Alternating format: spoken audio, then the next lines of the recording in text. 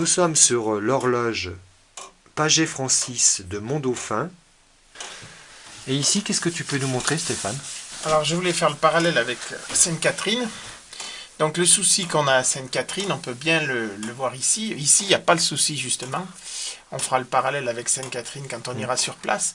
Ici, on a la pièce qui arrête la sonnerie quand on arrive au bout de la crémaillère, qui a eu le nombre de coups nécessaires. On voit bien que l'angle, comment il est taillé ici, l'angle de la crémaillère. On n'a vraiment que là, l'arête. Pourquoi ça sonne pas, là? Parce que j'ai décroché le marteau. Voilà, tac, on a bien cet angle, c'est bien coupé, l'arête elle est vive. Ici, on est bien... Et à Sainte-Catherine, la problématique, c'est que cette dent là de la crémaillère, la dernière, elle finit par s'user, elle est arrondie. Et l'angle n'est pas aussi incliné. Donc on a un frottement qui se fait de la pièce qui arrête le mécanisme arrivé au bout. Elle descend trop lentement, celle-là.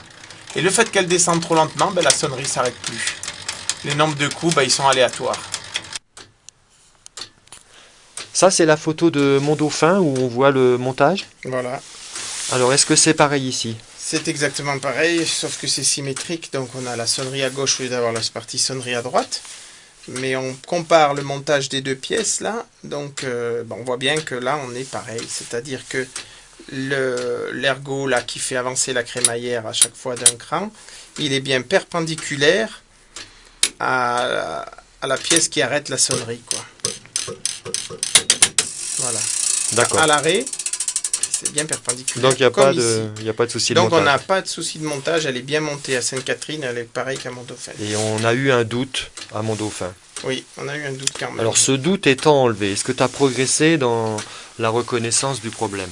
Eh bien, la reconnaissance du problème, en fait, c'est l'usure, comme je disais sur celle de Mondauphin, c'est l'usure de cette pièce-là. Ici, on a l'arête n'est plus vive, enfin elle est vive là où elle n'est pas usée, mais à l'endroit où elle arrive au bout de la crémaillère, elle redescend. Ici, ben, à force, ça s'est usé, ça s'est maté, et on a un arrondi, on le sent bien au doigt, hein. On a un arrondi qui fait que ça l'aide à échapper. Et comme ça échappe, elle ne compte plus les nombres de coups, elle fait des coups supplémentaires, que ce soit à la demi ou à l'heure, et elle ne sonne plus le bon nombre de coups, elle s'arrête quand elle veut. Là, je ne sais pas si elle va le refaire. Non, elle marche mieux, mais on a aussi enlevé un petit peu de gras en la touchant. Donc, comme elle est assez grasse, malheureusement, vraiment pas du bon gras, et bien voilà, ce qui fait que ça ne l'arrangeait pas, ça nuit plus qu'autre chose. Voilà, déjà, elle tombe bien.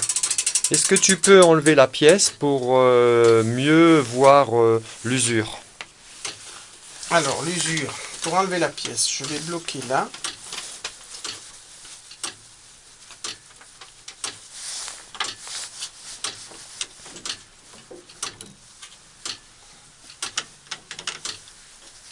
Alors, tout à l'heure, j'y suis. Voilà, là.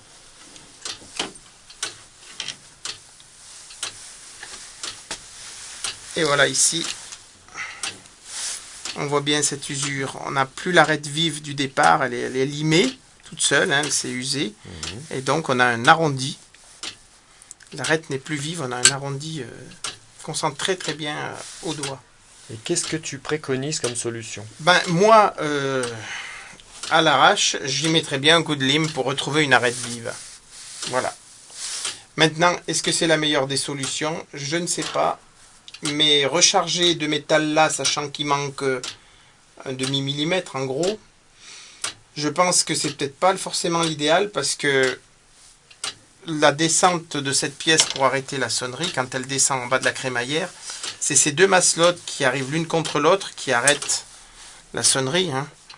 Donc on ne doit pas être à un demi-millimètre près, et même si on lime un peu pour retrouver une arête vive là, ça ne devrait pas nuire au fonctionnement du mécanisme, et on retrouverait notre arête tranchante. Voilà, ça c'est ce que je dirais comme ça à froid. Maintenant on réfléchit à la meilleure des solutions. Alors, est-ce que tu as réussi à améliorer la situation? Oui, en nettoyant les deux surfaces là, pour éviter qu'on ait ce problème de colle de la vieille graisse mélangée à toutes sortes de trucs, à la crasse. Donc c'est bien lisse, ça va bien glisser l'une sur l'autre, les deux pièces. Comme poli. Voilà, on les a polis, on va dire. Et du coup, maintenant, en ayant un petit peu rectifié légèrement à la lime pour retrouver une arête vive, voilà, on a dû en partie résoudre le problème de la sonnerie. Donc on verra comment ça se passe, on va l'observer pour voir si, Tu peux faire un test là? si tout va bien. Alors on peut faire un test Avec ou sans sonnerie? Wow, Bon, c'est pas l'heure, mais... c'est pas l'heure, on va le déclencher en bloquant la grande détente. Voilà.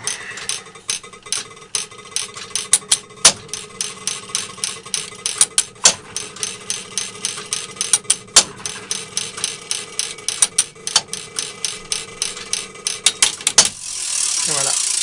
Pour toi, c'est net là? Pour moi, c'est net. J'ai L'anglais vu est une net et ça hésitation glisse un bien. petit peu, mais c'est normal là, Oui, non? oui. C'est quand l'autre reprend le relais. Derrière, il faut que la cam est finie et soit dans son encoche pour que ça redescende. D'accord. Donc voilà. On va tester ça?